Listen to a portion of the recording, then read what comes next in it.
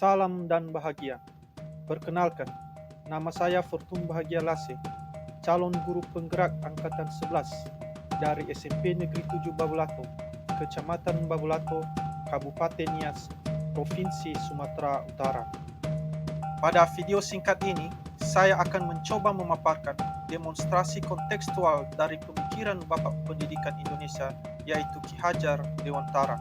Menurut Ki Hajar Dewantara, tujuan pendidikan adalah menuntun segala kodrat yang ada pada anak-anak agar mereka dapat mencapai keselamatan dan kebahagiaan yang setinggi-tingginya, baik sebagai manusia maupun sebagai anggota masyarakat. Oleh sebab itu, pendidik itu hanya dapat menuntun tumbuh atau hidupnya kekuatan kodrat yang ada pada anak-anak, agar dapat memperbaiki lakunya dan tumbuhnya kekuatan kodrat anak. Dalam proses menuntun, anak diberi kemerdekaan, namun pendidik sebagai pamong dalam memberi tuntunan dan arahan agar anak tidak kehilangan arah dan membahayakan dirinya, sehingga anak juga secara sadar memahami bahwa kemerdekaan dirinya juga mempengaruhi kemerdekaan anak lain. Oleh sebab itu, tuntunan seorang guru mampu mengelola dirinya untuk hidup bersama dengan orang lain, menjadi manusia dan anggota masyarakat.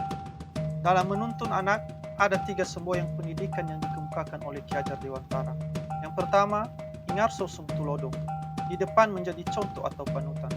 Semboyan ini memiliki makna bahwa ketika seorang guru berada di depan, maka ia harus bisa menjadi contoh serta panutan kepada muridnya. Ketika guru mendidik anak untuk disiplin, maka guru juga harus bisa menjadi teladan dalam disiplinnya anak. Kedua, tingmadyo mangunkarso, di tengah memberi atau membangun semangat, niat maupun kemauan. Semboyan ini memiliki makna bahwa ketika seorang guru atau pengajar berada di tengah-tengah, maka ia harus bisa membangkitkan atau membangun niat, kemauan dan semangat dalam diri muridnya untuk bisa berkembang sesuai kodratnya.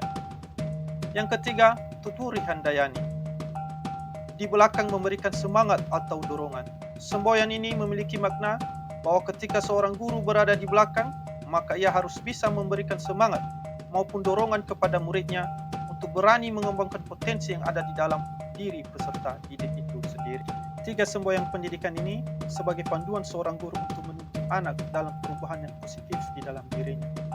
3 kerangka perubahan Ki Hajar Dewantara. Yang pertama, kodrat keadaan. Dalam melakukan perubahan, harus melihat kodrat alam dan kodrat zaman. Bila melihat dari kodrat zaman, pendidikan saat ini menekankan pada kemampuan anak untuk memiliki keterampilan abad ke-21. Sedangkan dalam memaknai kodrat alam, maka konteks lokal sosial budaya murid di pedesaan atau pedalaman tentu memiliki karakteristik yang berbeda dengan murid di pusat kota dengan perkembangan teknologi informasi yang berkembang dengan pesat. Oleh karena itu, dalam menuntun anak, guru harus menyesuaikan dengan kodrat alam di mana peserta didik berinteraksi dan kodrat zaman sesuai dengan perkembangan global saat ini. Kerangka yang kedua yaitu prinsip perubahan menggunakan azas trikon, yaitu 1. Kontinuitas. Dalam bergerak maju ke depan, kita tidak boleh lupa akan akar nilai budaya yang hakiki dari masyarakat Indonesia.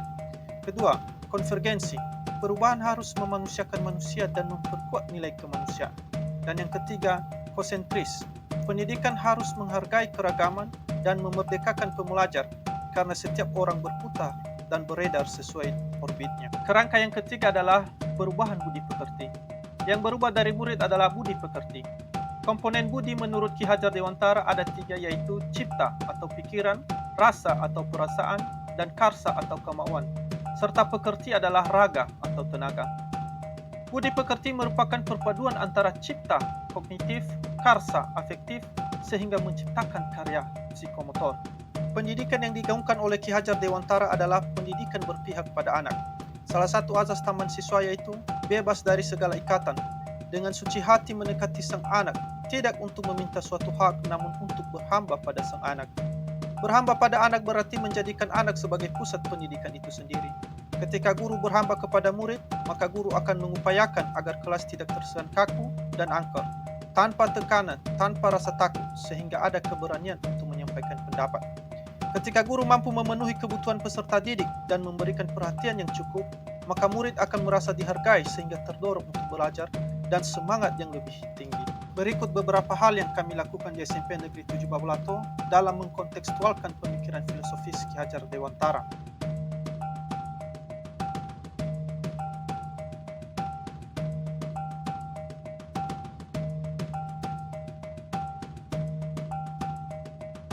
Dalam mewujudkan pendidikan yang berhamba pada murid, ada beberapa tantangan yang dihadapi. Berikut tantangan-tantangannya. Tentu hal tersebut harus segera dicari solusinya. Beberapa solusi yang bisa diterapkan adalah sebagai berikut. Jadilah guru yang menuntun, bukan menuntut. Sekian, terima kasih. Yahoo, salam dan bahagia para guru hebat.